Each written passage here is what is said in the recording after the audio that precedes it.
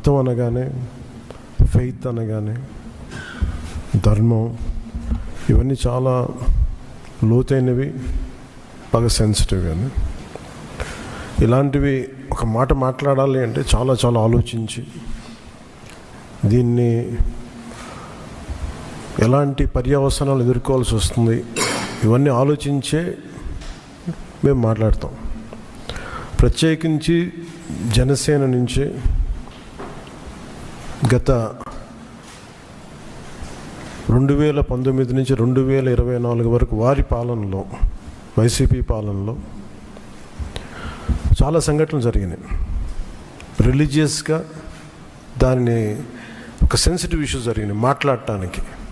ఉదాహరణకి రామతీర్థంలో రామచంద్రమూర్తి, శ్రీరాముడు, ఈ దేశం కొలిచే శ్రీరామచంద్రుడి విగ్రహాన్ని శిరిచ్ఛేదం చేస్తే ఎవడో ఆకతాయి చేశాడు, ఎవడో పిచ్చోడు చేశాడు. పిఠాపురంలో అశుద్ధంతో విగ్రహాలని చేస్తే ఒక గుడిలో, దాన్ని కూడా ఎవడో పిచ్చోడు చేశాడు. ఈ కల్తీల నేపథ్యం గురించి మనం ఎవరి గురించి మాట్లాడుకోవాలి, వాళ్ళ గురించి తెలుసుకోవాలి కొంత. అలాగే దుర్గమ్మ వారి ఆలయంలో వెండి విగ్రహాలు మన దొంగతనం జరిగితే ఇవి పోతే ఇంకోటి కొనుక్కుందాం, దీనికి ఏంటి బిల్డింగ్లు మేడలు కడతామా, మిద్దెలు కడతామా. అలాగే అంతర్వేదిలో రథం కాలిపోతే ఎవడో పిచ్చోడు చేశాడు. ఇలాంటి సంఘటనలు నెల్లూరు నుంచి మొత్తం రాష్ట్రం నలుమూలల 219 సంఘటనలు ఇలాంటి జరిగినాయి. డెసెక్రేషన్ ఆఫ్ టెంపుల్స్, దేవాలయాలు కావచ్చు, దేవాలయ పరిసర ప్రాంతాలు, దేవాలయాలు అపవిత్రం చేయటం. ఎక్కడ కూడా ఒక్కరి నిర్ణయం తీసుకున్న దాఖలాలు ఎక్కడా లేవు. ఇలాంటి నేపథ్యంలో కూడా ప్రత్యేకించి జనసేన నుంచి కానీ మేము ఎక్కడ చాలా దాన్ని పొలిటికల్గా కానీ దాని ఒక మైలేజ్ వస్తుందేమో, దాని ఒక ఎమోషనల్ ఓట్ బ్యాంక్, అసలు ఆ నిర్ణయం ఎప్పుడు తీసుకోలేం. పదే చెప్పాము, కరెక్షన్ చేశాను తప్ప. అంత నిబద్ధత పాటించిన మేము స్వామివారి పాదాల చెంత రక్షింపబడ్డ గౌరవ ముఖ్యమంత్రి నారా చంద్రబాబు గారు కానీ చాలా జాగ్రత్తగా, అప్రమత్తతోనే మాట్లాడతాం, చాలా జాగ్రత్తగా మాట్లాడతాం. ఎన్డీఏ సమావేశంలో మా అందరినీ ఉద్దేశించి మేమందరం కూర్చొని మాట్లాడే సమయంలో NDDM, national dairy development board, ఈ రిపోర్టు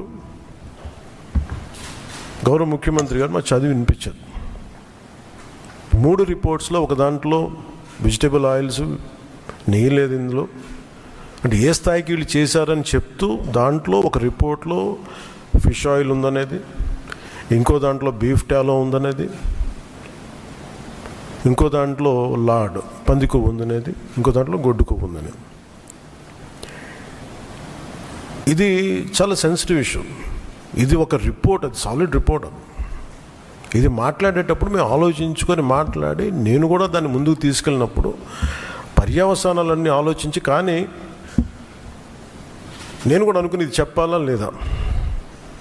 ముఖ్యమంత్రి గారు చెప్పారు దీన్ని ఎంత తీసుకెళ్ళాలి, ఎందుకంటే మా భయం ఏంటంటే సెన్సిటివ్ అయ్యి మనం చేసేసామా. భగవంతుడితోటి మీకు గతంలో చెప్పినట్టుగా రామచంద్రమూర్తిగా విగ్రహం తల నరికేస్తే రామతీర్థంలో, దాన్ని చేయడం మళ్ళీ ఇప్పుడు చేసి దీని మీద మనం తప్పుగా అనుకుంటారా, లేదంటే దీన్ని కూర్చోబెట్టి రాజకీయ పరంగా లబ్ధి పొందుతారు, ఇలా ఆలోచిస్తారని చెప్పి 1-2 రోజులు ఆలోచించినా కానీ చెప్పకపోతే ఏం జరుగుతుంది. రేపు పొద్దున మీ అందరికీ తెలిసి కూడా మీరు ఎందుకు మాట్లాడలేదు, అదొక ప్రశ్న ఉంటుంది. అందుకని దాన్ని మాట్లాడాల్సి వచ్చింది. ఎందుకంటే ఆల్రెడీ మేము గవర్నమెంట్ ఫామ్ అయ్యే 5 years మేమే ప్రభుత్వంలో ఉంటాం. ఇది లాస్ట్ 6 నెలల్లో ఏదైనా ఉందంటే ఒక మేము ఇలాంటి ఏదైనా చేసాం ఒక అర్థం ఉంటుంది. వచ్చిన 2 నెలలు మాకు ఏం అవసరం ఉంది, 5 years ఈ ప్రభుత్వమే ఉంటుంది. ప్రజలు ఎన్నుకున్నారు. ఇది తీసుకెళ్ళకపోతే తప్పు అవుద్ది. ఎందుకంటే మా బేసిక్గా అందరం ప్రతి మతాన్ని గౌరవించే సంస్కృతి.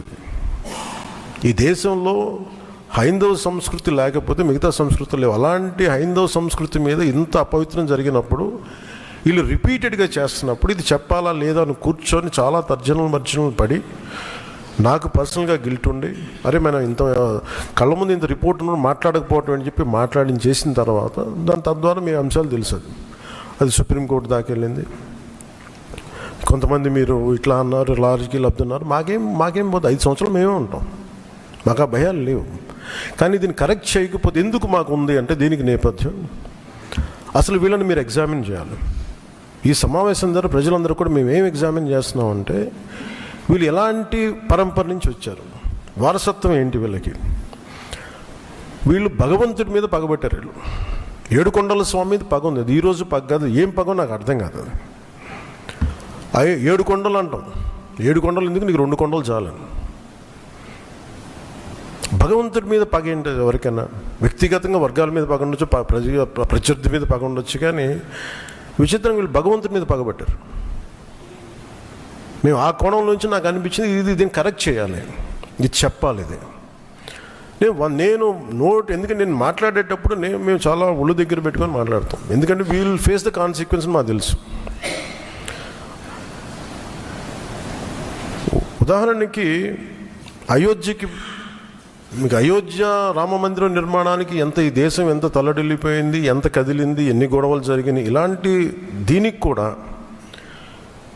వీళ్ళు పంపించిన దాదాపు 1,00,000 లడ్డూలు ఇవన్నీ కూర్చోబెట్టి ఇన్ఫర్మేషన్ తీసుకుంటామంటే ఒకటి అసలు ఏం జరిగింది అన్నీ మొన్న వీళ్ళు చెప్పిన రిపోర్ట్లోనే. నమస్తే అండి, నా పేరు రజని. నేను ఒక న్యాయవాద వృత్తి, గుంటూరు పరిసర ప్రాంతాల్లోనే మేము ఉండేది. నిన్నటి రోజు ఫ్లెక్సీలో జరిగినటువంటి ఉదంతం ఏదైతే ఉందో చాలా ఆశ్చర్యం అనిపించింది. ఒక ఫ్లెక్సీ ఇన్ని గొడవలకి దారి తీస్తుందని ఫ్లెక్సీ చూడగానే అనుకున్నాను. అది రెచ్చగొట్టే ధోరణితో ఉంది. అసలు అయినా సిట్టు సిబిఐ కేసు ఇన్వెస్టిగేషన్ చేస్తుండగా పార్ట్ ఆఫ్ ద ఇన్వెస్టిగేషన్లో ఇతనే నేరగాడు అంటూ మీరు ఫ్లెక్సీలు పెడుతూ అలా చేయడం అనేది కరెక్ట్ కాదు. రెచ్చగొట్టే ధోరణితోనే చేశారు, కొట్టుకోవాలనే ధోరణితోనే చేశారు. అది ఒకచోట కాదు, రాష్ట్రం అంతా చేశారు. అది హేయమైన చర్య అంటూ వాళ్ళు చింపేస్తారని మీకు తెలుసు, అప్పుడు మీరు తిరగబడాలని అనుకుని జరిగినటువంటి చర్యలాగా అనిపించిందేమో, నాకైతే తెలియలేదు.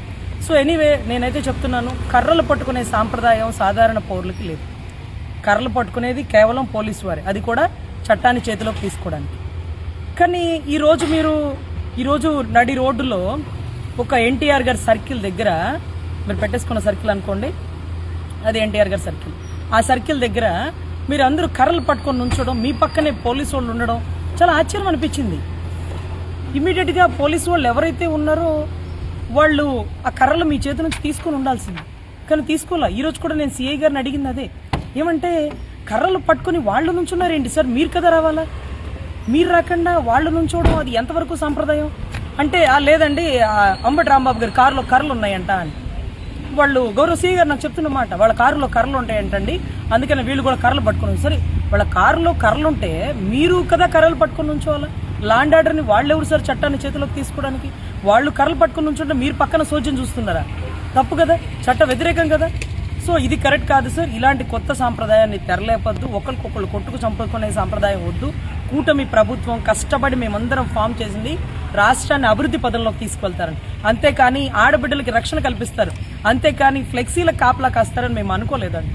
ఈరోజు ఫ్లెక్సీ మీద చెయ్యరగదీస్తా, నువ్వు రారా చూసుకుందో, నువ్వు మొగడవైతే చూసుకుందో, నువ్వు అలా ఇలా అని ఒక శాఖ చైర్మన్, గ్రంథాలయ శాఖ చైర్మన్ లకారంతో బూతులు రెండ్రా చూసుకుందామని.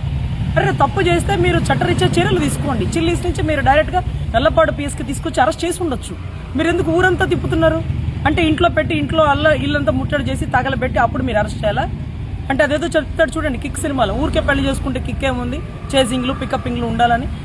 సో అదే జరుగుతుందండి. ఎనీవే, కొత్త సాంప్రదాయానికి తెరలేపద్దు, కర్రలు పట్టుకునే వారి మీద చట్టరీత్యా చర్యలు తీసుకోవాలి. ఈ ఆస్తి నష్టాన్ని కలుగు చేసిన ప్రతి ఒక్కరి మీద చట్టరీత్యా చర్యలు తీసుకోవాలని కోరుతూ గౌరవ సీఏ గారికి అర్థిస్తుంది. ఆయన చెప్పారు, ఫ్లెక్సీలు పెట్టడం తీయడం మాది కాదండి, అది మున్సిపాలిటీ వాళ్ళు, వాళ్ళని అడగండి అన్నారు. అఫ్కోర్స్ వాళ్ళని కూడా అడుగుతాం. మీరు మాత్రం మీ పక్కనే ఉండి కర్రలు పట్టుకున్న వాళ్ళని మాత్రం ఉపేక్షించద్దు. అలా వాళ్ళని ఉపేక్షిస్తే రేపు సాధారణ పౌరులు కూడా రోడ్డు మీద కర్రలు పట్టుకొని తిరిగేస్తారు.